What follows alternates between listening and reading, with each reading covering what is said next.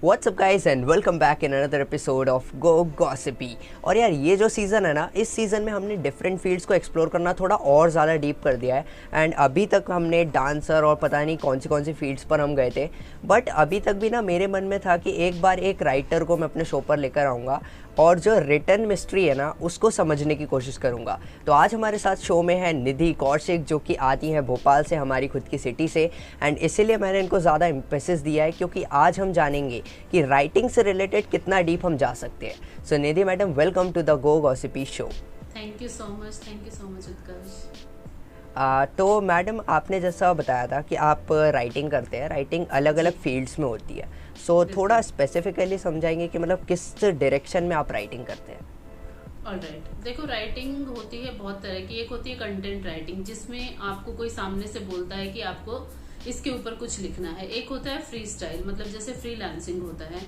तो मैं अपनी थॉट्स लिखती हूँ, मैं अपनी पोएट्रीज लिखती हूँ, जो मेरे विचार हैं उनको पेन एंड पेपर के थ्रू लोगों तक पहुंचाने की कोशिश करती हूँ। मैं बहुत सारे सोलो शोज करती हूँ, या फिर जैसे विमेंस डे है, अगर किसी ने मुझे बोला कि विमेंस डे पे आपको एक शो करना है, तो हाँ, उस जोन में जाके हम जरूर अलग से पोएट्री लिख सकते हैं। लेकिन मैं नहीं कभी भी ये स्पेसिफिक करती कि हाँ बिल्कुल किसी ने आपको एक कंटेंट दे दिया है और उसी के ऊपर आपको लिखना। मुझे लगता है कि उसमें आप वो फील नहीं ला पाते हैं। तो इसलिए मेरी कोशिश यही रहती है कि जो मैं लिखना चाहती हूँ, जो मैं लोगों तक पहुंचाना चाहती हूँ, मैं बस उसी पे फोकस करूँ।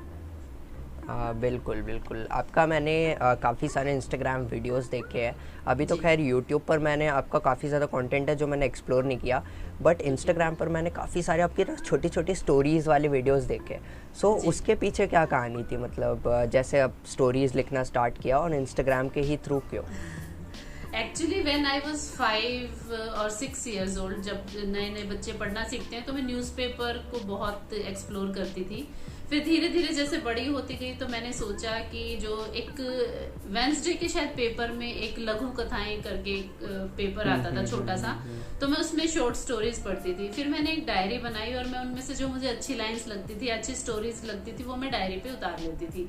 तो ये शायद कुछ बचपन से ही आपके अंदर होता है, बट आप उसको नेग्लेक्ट कर देते हैं। जैसे जैसे आपकी पढ़ाई बढ़ती जाती है, या आप अपर क्लासेस में जाते जाते हैं, या फिर आप लोगों को देखते हैं। बेसिकली आप ये देखते हैं कि सोसाइटी में सबसे ज्यादा बूम पे मेडिकल है, इंजीनियरिंग है, आप वो कर लो, है ना। उस टाइम पे होता भी ये था जब हम छोटे थे कि राइटर्स को ज्यादा वो नहीं दिया जाता था कि हाँ राइटर भी कोई प्रोफेशन होता है।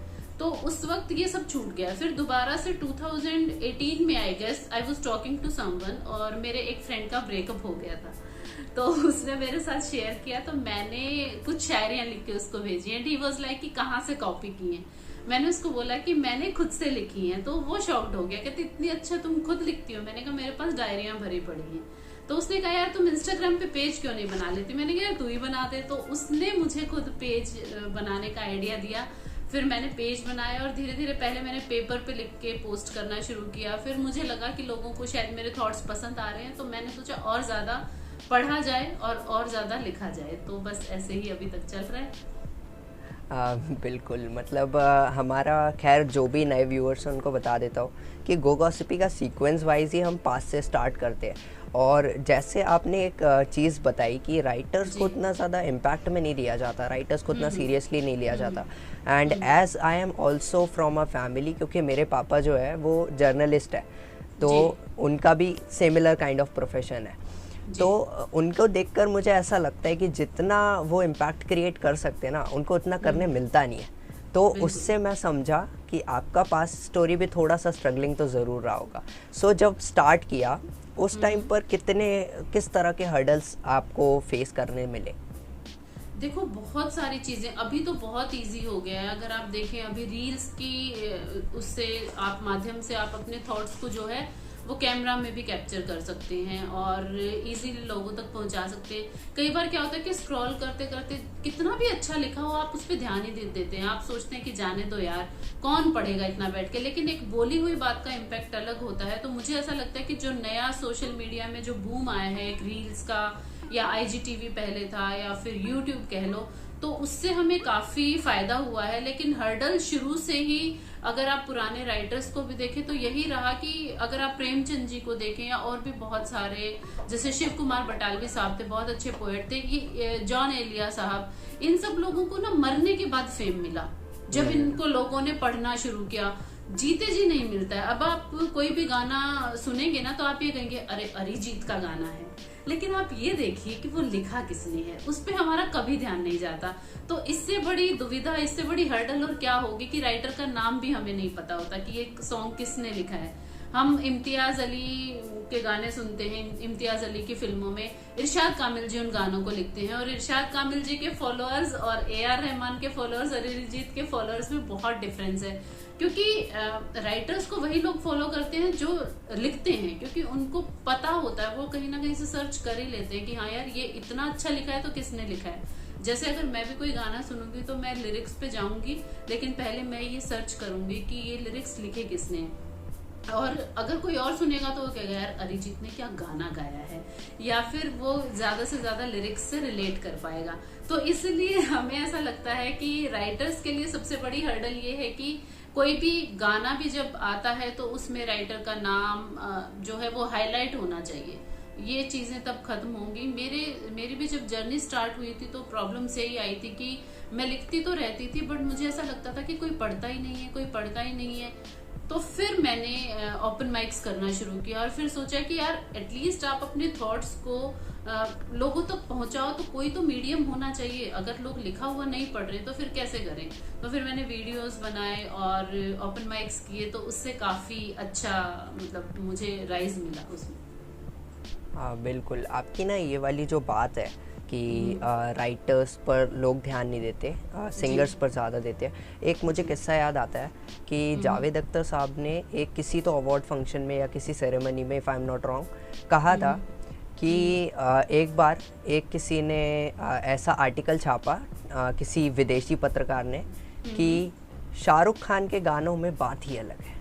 Exactly. तो ये जो थी ना, जावेद अख्तर साहब ने कहा कि वो गाने मैंने लिखे हैं, मुझसे ज़्यादा एम्फेसिस आप एक्टर को दे रहे हो जिसने एक्चुअली गाना गाया भी नहीं है। यही होता है, यही होता है। आपको पता है उत्कर्ष, एक एक लाइन लिखने में कभी कभी 4-4 दिन बीत जाते हैं। मतलब एक ख्याल आता है रात को 3 बजे, और उस वक्त आप उसको लिख ही नहीं पाते, आप उसको ना आधा अधूरा लिख के छोड़ देते हैं। फिर वो ख्याल आपको दोबारा वैसा नहीं आता है। फिर आप कितना भी जोर दे लो, आप कई बार ऐसे इरिटेट होने लगते हैं कि यार क्या था, मुझे क्या लिखना था। मतलब लिखना इतना मुश्किल हो जाता है कभी कभी, और जब उसको ऐसे ही नेग्लेक्ट कर दिया जाता है ना तो सच में बहुत बुरा लगता है, बहुत बुरा लगता है। बिल्कुल बिल्कुल सच्ची बात है, और इससे मैं रिलेट इसलिए करता हूँ गाइस क्योंकि मैं भी एक यूट्यूबर हूँ, तो हमें भी डेली बेसिस पे स्क्रिप्ट राइटिंग करनी होती है। आज भी ये जो पॉडकास्ट चल रहा है इसके पीछे भी बहुत सारी राइटिंग है। सो वो सारी चीज़ें ना काफ़ी इंपॉर्टेंट है। इफ़ समवन इज़ वॉचिंग तो मुझसे तो मैं तो उनसे यही चाहूँगा कि आगे कभी भी कोई गाना सुने, कोई कहानी सुने, कोई मूवी देखें तो राइटिंग पर थोड़ा एटलीस्ट थोड़ा सा एक नज़र मार लीजिए। ओके, सो ये पूरा हमने एक सीक्वेंस कंप्लीट किया। अभी पास से ना एक चीज़ होती है जो मैं सबसे पूछता हूँ, इस पर काफ़ी वियर्ड रिएक्शंस भी आते हैं, काफ़ी ऑब्वियस रिएक्शंस भी आते हैं। तो जब भी आप कुछ भी कर रहे हो, XYZ कुछ भी हो लाइफ में, तो उसमें ना एक बहुत बड़ा रोल लोग कहते हैं कि फैमिली का होता है। एंड ये चीज़ मैंने खुद नोटिस किया, मैंने खुद ऑब्वियसली एक चीज़ को स्पेसिफाई किया है कि आपकी जो फैमिली होती है वो आपका बैकबोन होती है। अगर आप कुछ भी कर रहे हो उसमें फैमिली का सपोर्ट है तो आप डेफिनेटली कुछ ना कुछ बड़ा कर सकते हो। सो आपकी लाइफ में एंड आपकी राइटिंग स्किल्स में फैमिली का कितना हाथ है? फैमिली का क्या रहता है कि जब मैं छोटी थी, जैसा मैंने बताया, मैंने लिखना शुरू किया, तो एक बड़ा ही मजेदार किस्सा है, मैं आपसे शेयर करूंगी। हाँ जी। मैं लिखती रहती थी तो मैंने डायरी बनाई, लेकिन मेरी एक अच्छी कहो या बुरी आदत कहो, मैंने डायरी पे ना कभी नाम नहीं लिखा। और मेरी यंगर सिस्टर की हैंडराइटिंग सेम होती थी। अच्छा। और फिर ग्रेजुएशन के बाद मैंने वो डायरी अपने स्टोर रूम में रख दी और मैं चली गई चंडीगढ़। मेरी वहां पे जॉब लग गई थी, तो मैं वहां पे आराम से जॉब कर रही हूँ और वो डायरी मिल गई पापा को। अच्छा। और हैंडराइटिंग सेम होने की वजह से उनको लगा कि ये मेरी यंगर सिस्टर की डायरी है, और उन्होंने उसको बहुत डांटा और उस डायरी को जला दिया। वो ये बात है 2007 की, और तब के बाद मैंने लिखना बंद किया। फिर एक ऐसा दौर आया, I was very depressed. In 2011 I got married and in 2012 and I got miscarriage. तो वो मिसकैरेज की वजह से एक ऐसा फेज आया लाइफ में कि अब कुछ नहीं बचा है, जैसा सब खत्म हो जाता है कि आप एक सपना देखते हो कि एक बच्चा आएगा दुनिया में, उसका नाम रखेंगे, ये करेगा वो करेगा। बेसिकली जिस दिन प्रेगनेंसी किट पे पॉजिटिव रिजल्ट आता है ना, उसी दिन एक माँ अपने बच्चे के अगले 20 साल तक इमेजिन कर लेती है। तो 3-4 महीने के बाद जब वो मिसकैरेज हुआ तो आई वॉज सो डिप्रेस्ड। फिर मैंने सोचा कि अब क्या किया जाए। मैं जॉब भी मैंने उस टाइम पे छोड़ दी थी डिप्रेशन में आके। तो मैंने फिर दोबारा से बुक्स का सहारा लिया, मैंने फिर पढ़ना शुरू किया। मैंने बहुत पढ़ा उस दौर में, और जब आप बहुत ज्यादा पढ़ लेते हो तो फिर लगता है कि अब क्या करें। फिर मुझे लगा कि अब इतनी सारे इमोशंस इकट्ठा हो गए हैं, कुछ बुक्स के, कुछ मेरे अपनी लाइफ के इंसिडेंट्स हैं। फिर मैंने एक डायरी लिखनी शुरू की। तो बेसिकली 2012 में जो एक 2007 में जर्नी पे फुल स्टॉप लग गया था, वो 2012 में फिर से शुरू हुई। तो ये थोड़ा सा फैमिली का कह सकते हैं आप कि वो भी एक फैमिली की वजह से हुआ था, ये भी फैमिली की वजह से हुआ था। और अभी भी जो मैं हूँ, मैं वो भी जो कर पा रही हूँ वो अपनी फैमिली की वजह से कर पा रही हूँ, क्योंकि मेरे हस्बैंड बहुत सपोर्टिव हैं। अभी मेरा बेटा है 7 साल का, और अगर वो उसको ना संभाले तो शायद मैं कुछ भी ना कर पाऊँ। तो संडे के संडे, सैटरडे संडेज में इवेंट्स करती हूँ, तो हस्बैंड उसको संभालते हैं और मैं इवेंट के लिए जाती हूँ। काफ़ी स्वीट एंड सिंपल। साथ साथ में ना एक चीज़ और इस चीज़ पे मैं ऐड करना चाहूँगा। अभी थोड़े टाइम पहले ना हमने एक केस स्टडी कंप्लीट की थी अपने यूट्यूब चैनल के लिए। तो उस केस स्टडी में हमने ममा अर्थ नाम का एक ब्रांड है, उसके बारे में बताया था। अब उस ब्रांड की पूरी केस स्टडी में जो मेन हाईलाइट था वो ये था कि गज़ल अलग ने एक इंटरव्यू दिया था जहाँ पर उन्होंने बताया कि उनके हस्बैंड अगर नहीं होते, बाय चांस वो हस्बैंड उनके सपोर्टिव नहीं होते, तो आज ममा अर्थ नाम नहीं होता। एंड जो ममा अर्थ ब्रांड है ना, वो आज की डेट में 10,000 करोड़ से भी ऊपर वैल्यूएशन पे स्टेक करता है। तो ये जो छोटी छोटी चीज़ें हैं ना, जिसको हम बहुत ज़्यादा छोटा मान लेते हैं, ये चीज़ें बहुत बड़ी होती हैं, और इन चीज़ों का बहुत बड़ा एक इम्पैक्ट भी होता है। I am definitely gonna say this कि हर हस्बैंड को सीखना चाहिए इस तरह के केसेस से, बिल्कुल। क्योंकि हम डोमेस्टिक वायलेंस एंड काफ़ी सारी चीज़ें नोटिस करते हैं न्यूज़पेपर्स में, बट अगर इस तरह की चीज़ें होती रहेंगी तो डेफिनेटली जो विमेन प्रेन्योर कहते हैं हम बिजनेस की फील्ड में, या फिर और फील्ड्स में हम विमेन का एंटरप्रेन्योरशिप कहते हैं, तो आगे जो विमेन एम्पावरमेंट है वो और ज़्यादा बड़ा बन सकता है। आपके भी केस में ये चीज़ बहुत पॉजिटिव है, तो मुझे ये सुनकर काफ़ी ज़्यादा अच्छा लगा। Thank you so much. Okay, so अब हम बढ़ते हैं अपने अगले सीक्वेंस में, जो कि है प्रेजेंट सीक्वेंस। प्रेजेंट सीक्वेंस में ना आप सभी लोगों को पता होगा, जो पुराने व्यूअर्स हैं, कि हम ना कुछ ऐसे क्वेश्चंस लेकर आते हैं जो कि आपकी लाइफ को टिकल करे, थोड़े मोमेंट्स आपके जो आप अभी जी रहे हैं वो आप हमसे शेयर कर सके। एक काफ़ी अच्छी बात है जो मैंने कहीं पढ़ी थी, जो थी कि एक राइटर जो होता है ना, उसकी लाइफ का हर मोमेंट एक किताब होता है।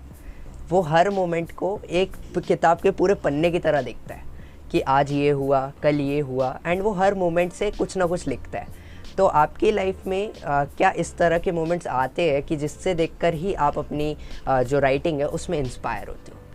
बिल्कुल, मैंने एक बहुत ही अलग तरह की लाइन लिखी खुद ही बैठे बैठे, और मुझे वो समझ में नहीं आया मैंने क्यों लिखी। जैसे मैंने आपको बताया कि मैं बहुत सारी किताबें पढ़ती थी, अभी भी पढ़ती हूँ, पर पहले मैं बहुत ज्यादा पढ़ती थी।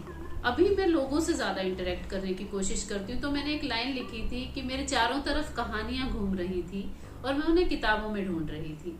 तो हर इंसान की जो लाइफ होती है ना, वो एक स्टोरी ही होती है। कुछ बता देते हैं, कुछ नहीं बताते हैं। तो कुछ चीजें हमें ऑब्जर्व करनी पड़ती हैं, और ऑब्जर्व करके बहुत अच्छा लिखा जाता है। जब आप दूसरों के इमोशंस को ऑब्जर्व करते हो ना, तो आपकी राइटिंग में एक नेचुरल चीज आती है। एक बार क्या हुआ कि बारिश हो रही थी और मैं बालकनी में खड़ी हुई थी।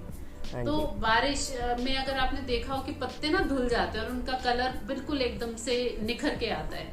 तो जो नए पत्ते आते हैं ना बारिश के मौसम में, वो हल्के से लाइट कलर के होते हैं। तो मैंने उनको देखकर लिखा था कि यूं तो हर पत्ते का रंग हरा होता है, लेकिन तजुर्बे का रंग थोड़ा गहरा होता है। क्योंकि जो पुराने पत्ते होते हैं वो डार्क कलर के हो जाते हैं और जो नए पत्ते होते हैं वो लाइट कलर के होते हैं। तो ये सब ऑब्जर्वेशन ही होती है। तो इंस्पिरेशन हमें नेचर देती है और दूसरों की जो लाइफ होती है वो भी, obviously humans are also part of nature. तो जो दूसरों की लाइफ होती है, हमारी अपनी लाइफ होती है, हमारी लाइफ की जो स्ट्रगल्स होती हैं वो हम लिखते हैं। बिल्कुल। और ये सुनकर मुझे काफ़ी ज़्यादा एकदम अच्छा सा लगा, क्योंकि ना ऑब्जर्वेशन रियलिटी बन सकती है अगर हम सभी चाहें तो। मैं भी कई बार अपने वीडियोस के लिए इंस्पिरेशन लेने के लिए कई बार सुबह सुबह बाहर निकलता हूँ, सोचता हूँ आज क्या करा जाए, आज ऐसा क्या रिकॉर्ड किया जाए, आज ऐसा क्या शब्द बोला जाए जिससे मेरी ऑडियंस को और मज़ा आ जाए। तो वो चीज़ ऑब्जर्वेशन से बिल्कुल से फुलफ़िल हो सकती है। आपका स्टेज शोज़ का मैंने काफ़ी सारे रील्स देखे हैं, काफ़ी सारे लोग शेयर भी करते हैं आपकी स्टेज शोज़ की कुछ वीडियोस। तो मैंने ना एक बहुत अच्छी रील आपकी देखी थी जिससे देखकर मुझे लगा कि आपसे पूछना चाहिए, स्टेज शोज़ में जब आपकी इंटरेक्शन होती है लाइव ऑडियंस से, तो कितना फ़र्क होता है उस लाइव ऑडियंस में या जो लोग आपको वीडियो के थ्रू अलग से देखते हैं उसमें? देखो, किसी भी चीज के लिए अगर मैं अभी आपसे बात कर रही हूँ, अरे मैं कहूँ कि उत्कर्ष मुझे बहुत अच्छा लगा कि तुमसे बात करके, एक जब आप मेरे सामने हो, मैं आंखों में आंखें डाल के तुम्हारे हैंडशेक करके ये कहूँ कि उत्कर्ष मुझे तुमसे मिलकर बहुत अच्छा लगा, तो there is a little bit difference. क्योंकि जो एक इंस्टेंट तालियां बजती है ना जब आपके सामने ऑडियंस बैठी होती है या आप उनका रिएक्शन नोट डाउन करते हैं, तो वो एक अलग ही फील आता है। और नो डाउट कि ये जो मैं वीडियो शूट करती हूँ मोबाइल पे, वो एक मजबूरी कह लीजिए आप, बिकॉज सोशल मीडिया की रिक्वायरमेंट है। अदरवाइज अगर आप मुझसे प्रेफरेंस पूछें तो मुझे स्टेज शो ही करना पसंद है, बिकॉज जब आप स्टेज पे चढ़ते हैं ना तो आपके अंदर एक अलग ही एनर्जी होती है। और जब आप सामने बैठे लोगों को ये देखते हैं कि वो तुरंत आपकी बात सुन के तुरंत रिएक्ट कर रहे हैं, तो वो एक अलग मजा आता है सुन के। बिल्कुल बिल्कुल बिल्कुल। अच्छा, इससे रिलेटेड एक बहुत अच्छा किस्सा याद आया मेरे को अचानक से, ये भी स्क्रिप्ट का पार्ट नहीं है गाइस। तो मैं पिछले सीज़न को गॉसिपी में एक शूट कर रहा था विद अभिलाष कनौजिया, जो कि काफ़ी अच्छे रैप आर्टिस्ट हैं।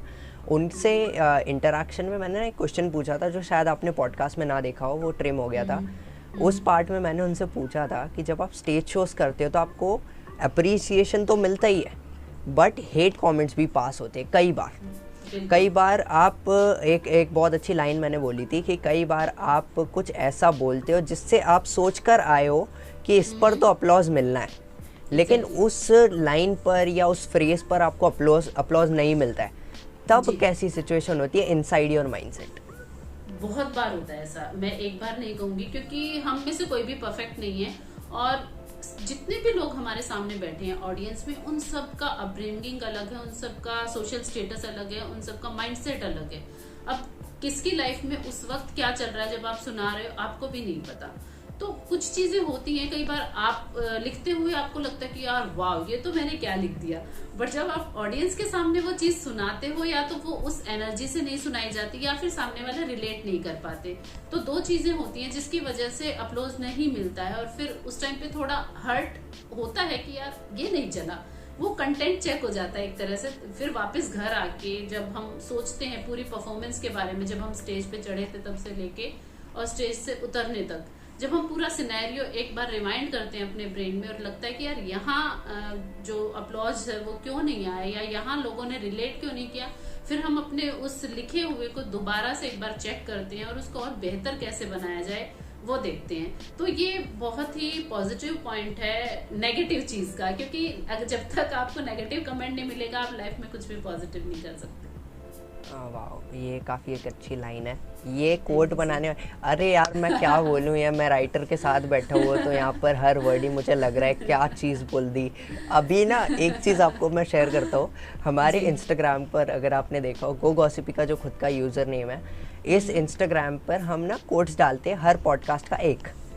अभी देखो मेरी परेड होने वाली है, इस पॉडकास्ट का मैं कौन सा कोट डालूं, और वो कोट के पीछे ना अब मेरे दिन वेस्ट होंगे, खूब सारे ऐसे दिन जाएंगे कि यार ये डालता हूँ, नहीं नहीं नहीं नहीं ये डालता हूँ, नहीं नहीं ये डालता हूँ। तो ये चीज़ अब होने वाली है मेरे साथ। एक बहुत अच्छी बात मुझे याद आई कि जैसे स्टेज शोज़ आपने किए, ठीक है, अब वहाँ पर आपने बताया कि अप्रिसिएशन मिला, कई बार नहीं भी मिला। जब आप किसी भी स्टेज शोज़ पे हो और मान लीजिए कि आपकी जो ऑडियंस है वो इंटरेस्टेड नहीं लग रही है।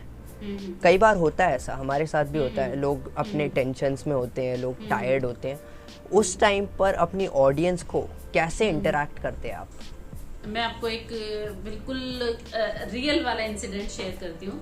16th of February 2022 हमारा एक शो था, पेड शो था, बहुत अच्छा शो था, 150-200 की ऑडियंस थी कम से कम, और एक बहुत ही अच्छे कैफे का ओपनिंग था। एंड वहां पे क्या किया उन्होंने, जहां पे हमारा स्टेज था उसके सामने जस्ट बुफे लगा दिया। अब वहां पे लोग खाना खा रहे हैं, अब उनको आप कैसे सुनाओगे? अब तो अब मेरा जो कंटेंट रहता वो थोड़ा सा रहता है सोशल इश्यूज पे, और जब इंसान खाना खा रहा है और वो किसी की ओपनिंग पे आया तब तो वो ये बिल्कुल नहीं सुनेगा। सो उस टाइम पे आपके लिए ये चैलेंज होता है, तो हमें ऐसा भी लिखना पड़ता है जो ऐसे टाइम पे हमारे काम आता है। तो उस टाइम पे कुछ प्यार मोहब्बत वाले और दिल टूटे वाले लिखे हुए थे, और वो क्या होता है कि ऐसे 2-4 लोग भीड़ में आपको मिल जाते हैं, तो फिर आपको वही सुनाना पड़ता है और उनका ध्यान अपनी ओर आकर्षित करना पड़ता है। उनका स्पेशली आपको कई बार नाम लेके बुलाना पड़ता है कि ब्लैक शर्ट, व्हाइट शर्ट, या फिर कुछ भी, मतलब कुछ करना पड़ता है। फिर जब आप बोलते हो ना, आप किसी को पॉइंट आउट करते हो भीड़ से, तो वो थोड़ा सा स्पेशल फील करता है। फिर क्या होता है कि जब वो देखते हैं तो 4 लोग और देखते हैं, वो धीरे धीरे धीरे धीरे फिर आपको ऑडियंस का ऐसे अटेंशन मिलने लग जाता है। आपने बहुत अच्छी बात बोली कि जब भी कोई सुनता नहीं है तो अब ना मेरे साथ भी एक चीज़ हुई थी कि मैं किसी जगह गया था, एक इवेंट था किसी स्मार्टफोन लॉन्च का, तो वहाँ पर ना मुझे सामने वाली सीट वाले बंदे को बुलाना है। अब मेरे मन में चलने लगा कैलकुलेशन, मैं इसको नाम से बुलाऊं, इसने रेड टी शर्ट पहनी, चलो रेड टी शर्ट बोलता हूँ, यार मैं ऐसा बोलता हूँ ये थोड़ा टकला सा दिख रहा है, इसको टकला बोलता हूँ, नहीं ये तो ख़राब लगेगा, यार मैं क्या बोलूँ इसको। अब वहाँ पर ना मेरे मन में तो बड़े कन्फ्यूज़न आए। फिर मैंने ना उसके बगल वाले बंदे को बुलाया, उसके कंधे पे मैंने हाथ रखा, मैंने बोला यार इनको बुलाना ज़रा। तो वो जो ऐसे अपन बुलाते हैं ना, वो इंटरेक्शन सबसे ख़राब लगता है। एंड उस मोमेंट पर अगर आप स्टेज पर हो तो ये और ज़्यादा ख़राब लगता है क्योंकि सब आपको देख रहे हैं, एंड आप किसी को कैसे प्रोनाउंस कर रहे हो ये और बड़ा चैलेंज हो जाता है। तो ये चीज़ मुझे ध्यान आई आपके इस वाले इंसिडेंट से। अब बस एक बंदे के साथ आप आई कांटेक्ट कर लो और उसको एक चीज सुना दो कि ये सिर्फ तुम्हारे लिए है, ऐसा बोल के सुना दो, फिर देखो कैसे ऑडियंस आपकी तरफ आती है और सुनती है। तो उस दिन मैंने बताया जैसे कि 150-200 लोगों में से हार्डली मुझे लगता है 10 लोग ही इंटरेस्टेड थे सुनने में, लेकिन जैसे ही धीरे धीरे फिर भी मैंने 25 मिनट उस दिन परफॉर्म किया और लास्ट तक सब लोग सुन रहे थे। तो वो एक चैलेंज होता है और वो आपको बीट करना होता है, ऑब्वियसली धीरे धीरे सीख जाते हैं। बिल्कुल बिल्कुल, ये चीज़ भी बहुत बढ़िया है, मैच्योरिटी टाइम के साथ ही आती है। एक लास्ट क्वेश्चन, उसके बाद हम बढ़ते हैं अगले सेगमेंट पे। कि ये मेरा आउट ऑफ क्यूरियोसिटी मैंने स्क्रिप्ट में टाइप किया था कि जब आप मतलब थोड़ा थोड़ा लोग आपको पहचानने लगे, स्पेशली इन भोपाल, तो कभी ना कभी कहीं ना कहीं तो कोई फ़ैन मोमेंट हुआ था। ऐसा तो होता है, सबके साथ ऑब्वियसली हो जाता है, किसी के साथ ऑनलाइन होता है, किसी के साथ ऑफलाइन होता है। तो आपका पहला फ़ैन इंटरेक्शन या पहला फ़ैन मोमेंट कि यार मुझे राइटिंग बहुत अच्छी लगी, यार आप बहुत अच्छा लिखते हो, या आपकी रील मुझे अच्छी लगी, ये कैसे आपने डील किया था, कैसे रिएक्ट किया था इस पर? एक्चुअली क्या हुआ था कि मैं अपने हस्बैंड के साथ और अपने बेटे के साथ एक शादी की शॉपिंग करने गई थी डीबी मॉल। वहां पर मैं शॉपिंग कर रही हूँ, मेरा कोई ध्यान भी नहीं है, मुझे इंस्टाग्राम मैंने ऐसे स्क्रॉल करना शुरू किया और किसी बंदे ने मेरी फोटो मुझे क्लिक करके भेजी। एंड ही वाज लाइक कि मैम आपको देखा अभी। मैंने कहा आप कहाँ पे हैं? देन ही वाज लाइक कि मैं फूड कोर्ट में हूँ। तो मैंने उसको बोला कि अगर आपको मिलना है तो आप मिल लेते, उसमें कोई ऐसी बड़ी बात नहीं थी। अरे मैम मुझे लगा कि आप पता नहीं कैसे रिएक्ट करेंगे, आप फैमिली के साथ है। मैंने कहा इसमें कोई प्रॉब्लम नहीं है, अगर आप मेरा लिखा हुआ पढ़ते हैं तो वो भी मेरे ऊपर एक मतलब एहसान है, मैं ये कहूंगी, क्योंकि अगर रीडर ना हो तो राइटर का कोई मतलब ही नहीं है। तो फिर उसने आया, मिला और बहुत अच्छा लगा। तो ऐसे ही बस ये फैन मोमेंट्स ना हमेशा याद रहते हैं, और स्पेशली जो सबसे पहला होता है ना वो हमेशा याद होता है। और इसके तो जितने किस्से मैं आपसे बुलवाना चाहूँ उतने कम है। क्योंकि आप खुद सोचे होगे कि यार वो वाला बहुत अच्छा था, यार वो वाला तो बहुत ही ज़्यादा अच्छा था, ऐसा होता है। एंड जब आप थोड़ी सी पॉपुलैरिटी गेन करते हो तो वो पॉपुलैरिटी मैनेज करना भी उतना ज़्यादा ज़रूरी है, ये काफ़ी अच्छी बात है। अब हम बढ़ते हैं हमारे फ्यूचर सेगमेंट पे। एंड फ्यूचर सेगमेंट में ना एक छोटा सा क्वेश्चन, उसके बाद हम आगे बढ़ेंगे कि आपका जैसे अभी आप थोड़े बहुत फॉलोअर्स ऐसे हैं जो आपके बिल्कुल आपको देखने के लिए बैठे हैं, कुछ हाँ लोग ऐसे हैं जो आपकी कभी कभी आपकी कविताएं सुनते हैं, कभी कभी आपकी रील्स देखते हैं, कुछ लोग ऐसे जो आपको स्टेज शोज पर फर्स्ट टाइम इंटरेक्ट करते हैं। इतना सब देखकर जो आपने ये पूरा मेंटेन करा है, पूरा मैनेज करा है, पूरा जिस तरह से आपने अपना एम्पायर खड़ा करा है, थोड़ा बहुत ही है जितना भी है, मतलब राइटिंग का एम्पायर कह सकते हैं हम इसको। इस एम्पायर को आप फ्यूचर में किस तरह से देखते हो, आगे के 10 साल 5 साल बाद? देखो उत्कर्ष, अभी जब से रील आई है ना तो हमारे लिए और भी मुश्किल हो गया थोड़ा सा, बिकॉज लोगों को चाहिए शॉर्ट टर्म हैप्पीनेस। अब शॉर्ट टर्म हैप्पीनेस में वो क्या होता है कि 15 सेकंड की रील स्क्रॉल की और बात खत्म, और दिमाग ना लगाना पड़े। तो फनी देख ली और मेकअप वाली देख ली, डांस वाली देख ली, तो हमारे लिए बड़ी टफ सिचुएशन है। हालांकि I am working on it कि मैं दिन में कोशिश करती हूँ कि एटलीस्ट एक रील और एक पोस्ट तो डालूं ही डालूं।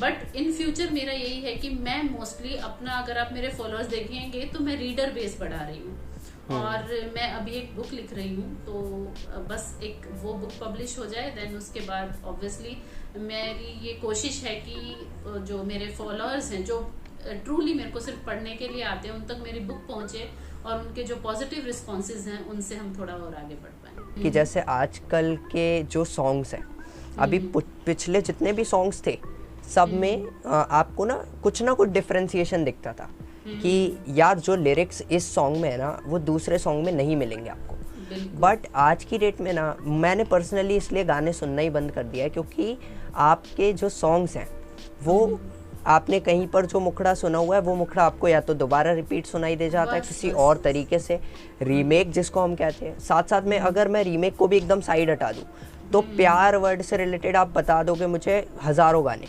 उसके बाद आप मोहब्बत वर्ड से और 1000 गाने दिखा दोगे। तो जो नए वर्ड्स, न्यू वर्ड्स जिसको हम कहते हैं, उसकी कितनी कम जो ओपेसिटी है वो रह गई है इंडिया में, स्पेशली इन इंडिया। अब्रॉड ये चीज़ नहीं है, इंडिया में स्पेशली ये चीज़ होती जा रही है। तो इसका आप किसको रीज़न मानते हो एंड इससे हम कैसे निजात पा सकते हैं? अगेन वही लोग शॉर्ट टर्म सक्सेस चाहते हैं। आपको पता है उत्कर्ष, अगर आपको अच्छा लिखना है ना तो आपको 10 शब्द लिखने के लिए कम से कम 1000 शब्द पढ़ने पड़ेंगे, लेकिन लोगों को नहीं पढ़ना है। वो क्या करते हैं, तुमने मेरा पढ़ा हुआ देखा, उसका पढ़ा हुआ देखा, उसका लिखा हुआ देखा, थोड़ा बहुत दो दो लाइनें उधर से उठाई और बना दिया। तो वो नहीं होना चाहिए। आपको ना उस चीज को बैठ के उस पर वक्त देना पड़ता है, तब एक कविता, तब एक गाना, तब एक कहानी बनती है। अगर आप ये सोचो कि हाँ यार कच्चा बादाम पे नाच रहे हैं और फेमस हो रहे हैं, सभी नाच लेते हैं, तो फिर वो एक अलग बात है। तो हम बहुत ही बुरे वक्त में जा रहे हैं। मुझे ऐसा लगता है कि आज के टाइम पे रीडर्स नहीं है, लोग बैठ के इतना टाइम ही नहीं निकाल पाते कि वो बैठ के पढ़ सके। वो सोचेंगे कि यार मैं इतनी देर में पढ़ूंगा, मैं 50 रील स्क्रॉल करके ही एंटरटेनमेंट कर लेता हूँ, समझ रहे हो? तो नई चीजें आएंगी कहाँ से जब आपको आपके ब्रेन को फीड ही नहीं किया जा रहा नया। Writing and reading are like brushing your teeth daily. अगर आप उसको ये सोचो कि आज मैंने ब्रश कर लिया, अब मैं 4 दिन तक इसी से काम चला लूंगा, तो फिर वो रिपीट ही हो जाएगा ना, स्मेल ही आएगी तो वो सड़ गया है सब कुछ, मैं तो यही कहूंगी। तो इसलिए डेली की डेली पढ़ना, डिसिप्लिन होना बहुत जरूरी है। जब स्पेशली राइटिंग के फील्ड में आपका एक सबसे पहले तो ऑरा ऐसा क्रिएट करना चाहिए जहां पर आप बैठ के लिखते हैं, एक ऐसा कॉर्नर बनाना चाहिए। दूसरा, आपको पढ़ना अच्छा चाहिए। तीसरा, आपको रेगुलर पढ़ना और लिखना चाहिए। बिल्कुल बिल्कुल। हमारी एक टीचर थी, in which class I really don't know, Kendriya Vidyalaya से मैं पढ़ाई किया हूँ, तो वहाँ पर हमारी एक टीचर थी इंग्लिश सब्जेक्ट की। तो उनके अंडर में, मैंने ये अभी तक अपने चैनल पर नहीं डिस्क्लोज किया गाइस, मैंने भी एक नोवेल लिख रखी है, पूरी फुल फ्लेजेड 200 पेजेस नोवेल लिख चुकी है। And that novel was based on Shahrukh Khan, specially मैं उनको अपना आइडल मानता हूँ। तो वहाँ पर मेरी मैडम का एक कहना था, जब मैं वो राइटिंग कंप्लीट कर रहा था, वो एक्चुअली 2.5 years में कंप्लीट हुई थी। Okay. novel, and it was around 160-170 pages novel. तो वो पूरा कंप्लीट किया था मैंने फैक्ट्स एंड फिगर्स को स्क्रॉल करके। अभी वहाँ पर मैडम का कहना, एक बहुत अच्छी लाइन उन्होंने मुझे कही थी कि उत्कर्ष तुम 50 और नोवेल पढ़ो, तब जाकर तुम एक नोवेल लिख पाओगे, और तब भी नहीं लिख पाओगे स्पेशली।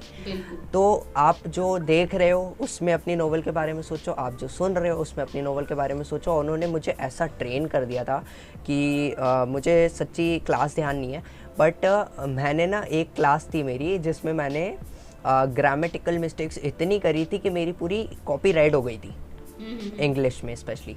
नोवेल लिखने के बाद ग्रामेटिकल मिस्टेक्स तो भूल ही जाओ। आज की डेट में स्पेशली इन इंग्लिश वो एक नोवेल है जिसके कारण मैं आज शायद जो कुछ भी इंग्लिश में कर पाता हूँ वो कर पाता हूँ, बिकॉज ग्रामर के अलावा तो आई डोंट थिंक इंग्लिश में और कुछ है जिस पर आपको बहुत ज़्यादा ध्यान देने की ज़रूरत है। तो मैं तो सीरियसली बहुत ज़्यादा मानता हूँ इस चीज़ को कि आपको अगर कुछ लिखना है तो आपको बहुत कुछ सुनना होगा, बहुत कुछ पढ़ना होगा, बहुत कुछ देखना होगा, बहुत कुछ ऑब्जर्व करना होगा। ये चीज़ मुझे बहुत ज़्यादा अप्रिशिएटिव लगती है। अच्छा, तो अभी हम आते हैं अपने एक बहुत इम्पॉर्टेंट क्वेश्चन पे कि आपने क्रिंज पॉप का नाम सुना होगा। अब क्रिंज पॉप यूजुअली हम अब्रॉड देखते थे आज से 3 साल 4 साल पहले तक, बट इंडिया में specially after Covid wave India में क्रिंज पॉप इतना ज़्यादा बढ़ गया है कि आज की डेट में आप देखोगे जो बेकार गाने वही ट्रेंड कर रहे हैं। आज आप देखोगे काला काला काला काला इससे बुरा और क्या ही हो सकता है यार, क्या ही हो सकता है। अभी वही बात मैं बोलने वाला था। क्रिंज पॉप में आपको गाने मिलेंगे, क्रिंज पॉप में आपको मूवीज मिलेंगी भर भर के। आपने नाम सुना होगा शायद, बंटी बबली फ्रेंचाइज, इतना प्यारा फ्रेंचाइज था, इतनी शानदार पिक्चर थी वो। उसका जो सेकंड पार्ट है, आई डोंट थिंक उससे हिलेरियस मैंने आज अपनी लाइफ में कुछ देखा है। उसके बाद मैंने एक मूवी देखी सत्यमेव जयते 2। सीरियसली मेरे ना ब्रेन सेल्स आज भी मुझे कहते हैं उत्कर्ष भाई तूने वो मूवी देखी थी ना, इसलिए तेरा थोड़ा सा नॉलेज कम हो गया।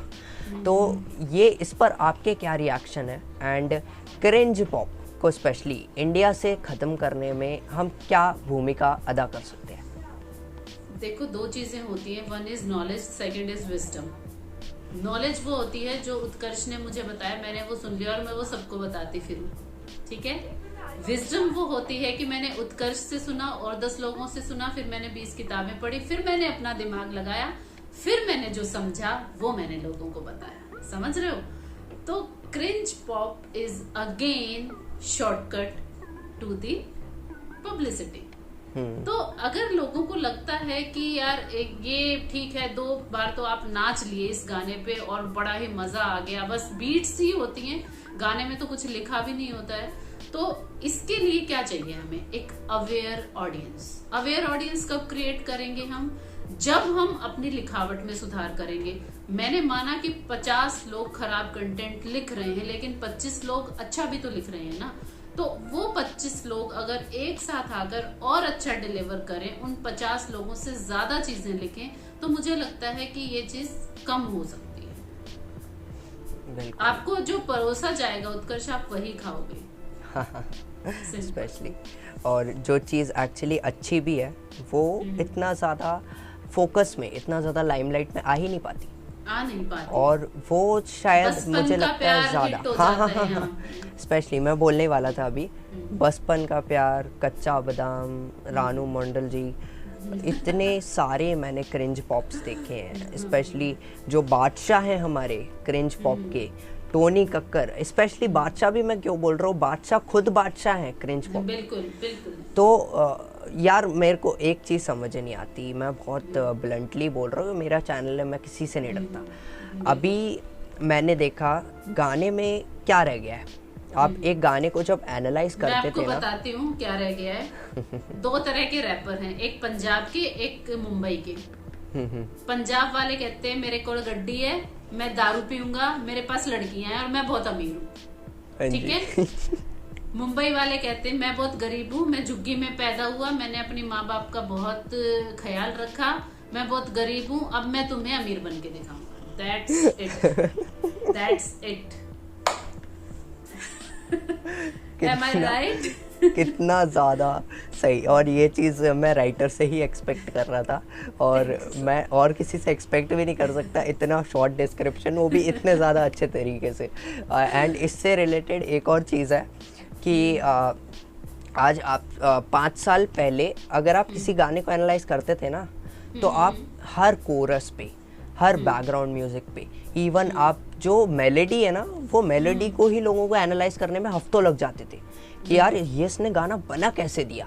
एंड आज आप खुद देख लो, आपके सामने निधि जी ने 5 मिनट भी नहीं लगाए शायद, टोनी कक्कर या बादशाह या एक्सप्लिसिटली मैं किसी के नाम नहीं ले रहा, सबका ही गाना सामने आपके एनालाइज करके दे दिया 5 मिनट के अंदर, specially in our podcast.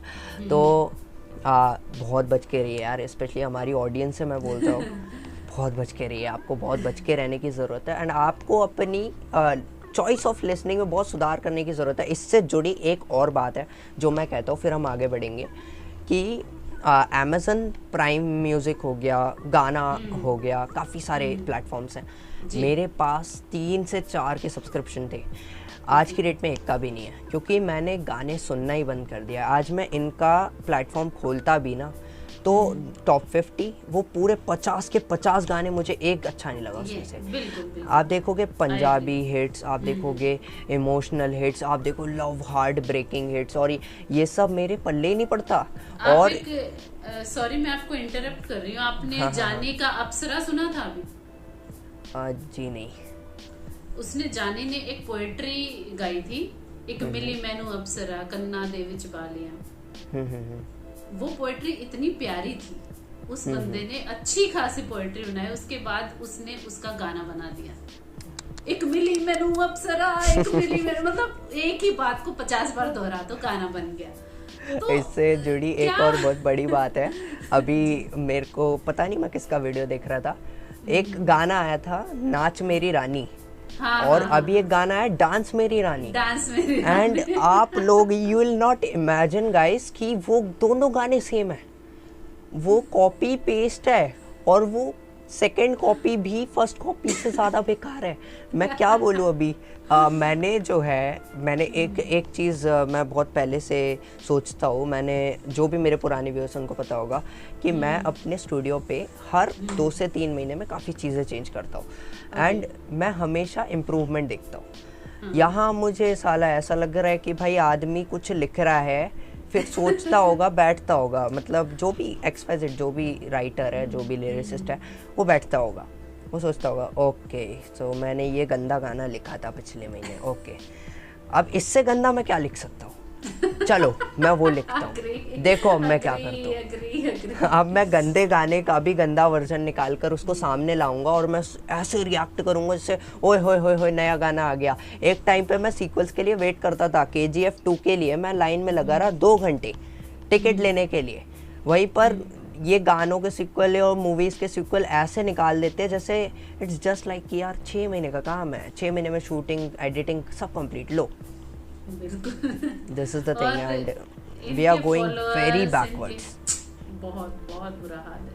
And I'm really very thankful to you कि आपने इस चीज़ को acknowledge किया, and इस चीज़ को मैं काफ़ी टाइम से सोच रहा था कि मैं किस पॉडकास्ट पे इस वाले पॉइंट को हाईलाइट करूं, तभी मेरे को आपका नाम याद आया, एंड तभी मैंने कहा यार आपका जो सोशल मैसेजेस वाले रील्स होते हैं ना, वो देखकर मुझे लगा यार आप में तो बहुत पोटेंशियल है। अभी तो मुझे कंटेंट मिल गया 40-45 मिनट का, एंड अब मैं इसको मस्त बड़े पर्दे पर निकालूंगा, एंड स्पेशली हमारे पॉडकास्ट में शायद ज़्यादा नॉलेज उनके गानों से तो ये सही था। मैं 5 फालतू की बातें करता हूँ, मैं 5-50 बेकार से क्वेश्चन पूछता हूँ, and even my podcast is better than their songs. तो एक्चुअली हु इज़ विनिंग आप खुद देख लीजिए।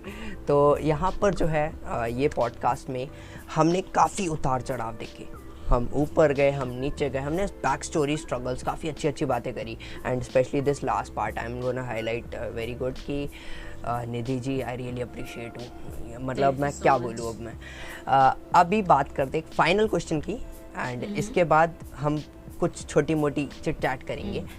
एक फाइनल क्वेश्चन हमारी ऑडियंस के लिए कि आपने जो ये 40-45 मिनट, मैं तो एक्चुअली टाइम भी नोटिस नहीं किया, आपने और मैंने जो ये कैजुअल बातचीत करी, इसको हम प्यार से गो गॉसिपी बुलाते हैं। तो आपको कैसा लगा ये पूरा एक्सपीरियंस, एज वेल एज मैंने अपने हर गेस्ट से पूछा है कि इसमें आप क्या इम्प्रूवमेंट देखते हो एंड क्या आप बनना चाहते हो आगे भी फ्यूचर में पार्ट गो गॉसिपी शो का। उत्कर्ष, मैं एक ही बात कहूंगी कि मुझे ऐसा लगता है कि इस दुनिया में ना सबसे ज्यादा प्रॉब्लम्स इसलिए हैं कि उनको कोई सुनने वाला नहीं। हाँ जी। और आप लोगों को कहने का मौका देते हैं, उनको सुनते हैं, तो इससे बड़ी बात और क्या होगी। सो इससे ज्यादा मैं और कुछ कहना नहीं चाहूंगी, क्योंकि ये सबसे बड़ी बात है कि आप लोगों को सुन लेते हैं ना। हाँ जी। बहुत सारी चीजें आप अपने आसपास भी सुधरते हुए देखते हैं, और आप उस इंसान से जिससे आप बात कर रहे हैं, जिसकी आप बात सुन रहे हैं, और उसको ये उम्मीद दिला रहे हैं, उसको ये विश्वास दिला रहे हैं कि हाँ, मैं तुम्हारी बात सुन भी रहा हूँ, समझ भी रहा हूँ, और मैं तुमसे जो है मतलब इस चीज पे एक्सेप्ट करता हूँ और एडमिट करता हूँ कि जो तुम कह रहे हो वो सही है। तो इससे बड़ी मुझे लगता है तसल्ली जीवन में और कोई नहीं हो सकती। एंड गाइस, आप सभी लोगों से एक रिक्वेस्ट और है, सब्सक्राइब कर लीजिए इस वाले चैनल को, आगे भी इसी तरह के और एपिसोड्स आने वाले हैं। मैं मिलता हूँ आपसे नेक्स्ट वीडियो में, तब तक के लिए जय हिंद, वंदे मातरम।